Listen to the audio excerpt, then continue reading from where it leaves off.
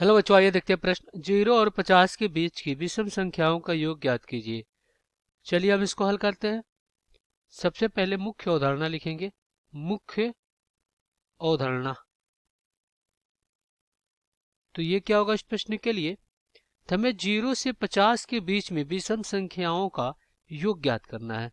तो अगर हम क्या कर लेते हैं, मान लेते हैं, माना एपी का प्रथम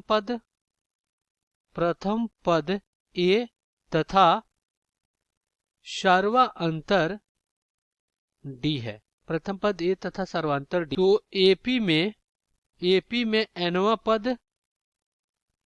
पद क्या हो जाएगा? ये हो जाएगा ए एन बराबर ए प्लस कोष्टक में एन माइनस ए गुणे डी।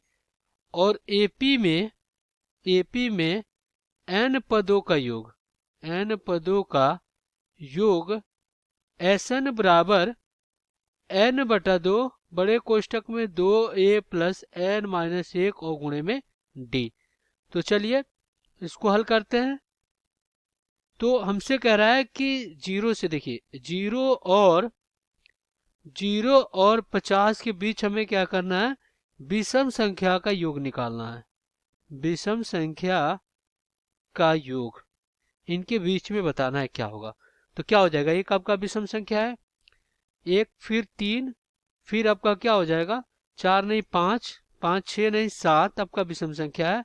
और इस प्रकार डैश डैश डैश कहाँ तक जाएगा? 49 तक जाएगा, क्योंकि 50 आपका सम संख्या है। तो अब हम क्या करेंगे, यहाँ पे d क्या होता है? देखिए d होता है आपका a2 माइनस a1, या तो आपका a3 माइनस a2 होता है।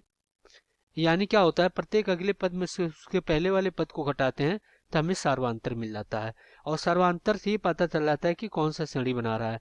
तो देखिए यहाँ से अगर हम d निकालें तो a2, ये क्या आपका a1 है और ये a2 है और ये a3 है। तो a2 में से हम क्या करते हैं, a1 को घटाते हैं तो क्या हो जाएगा? 3 माइनस 1। और फिर a3 में से a2 को घटाते हैं तो क्या हो जाएगा? 5 माइनस 3। तो यहाँ से d आपका क्या आ जाएगा? देखिए इधर भी आपका 2 आ रहा है, इधर भी 2 आ रहा है, नहीं सर्वांतर समान है, तो हम कहेंगे कि समांतर श्रेणी में है। तो ये क्या बना रहा है? आपका एपी बना रहा है। AP AP 1 plus 3 plus 5 plus 7 plus dash dash dash कहाँ तक? 49 तक। और इसका जो एनवा पद है वो कितना है? 49 है। तो एनवा पद जो अंतिम पद होता है, एनवा पद होता है, तो ये 49 हो गया। और इसका प्रथम पद 1 हो गया। और सर्वांतर अभी हमने डी निकाला था, तो समांतर श्रेणी का एनवा पद क्या हो जाएगा? ये हो जाएगा ए एन बराबर ए प्लस कोष्टक में एन माइनस ए गुणे डी। तो एनवा पद क्या है? 49 है, बराबर में एक, ए क्या 1 है, प्लस क्या हो जाएगा? एन माइनस ए गुणे में डी कितना है? 2 है। तो ये हो जाएगा आपका 49 बराबर 1 प्लस कितना? 2 एन और माइनस 2। तो यहाँ पे देखिए क्या हो जाएगा? माइनस 1 बचेगा, इधर आएगा तो 50 हो जाएगा। ये तो 50 और बराबर में क्या हो जाएगा? 2n हो जाएगा। तो इसको काटेंगे तो ये 25 बार में कट जाएगा।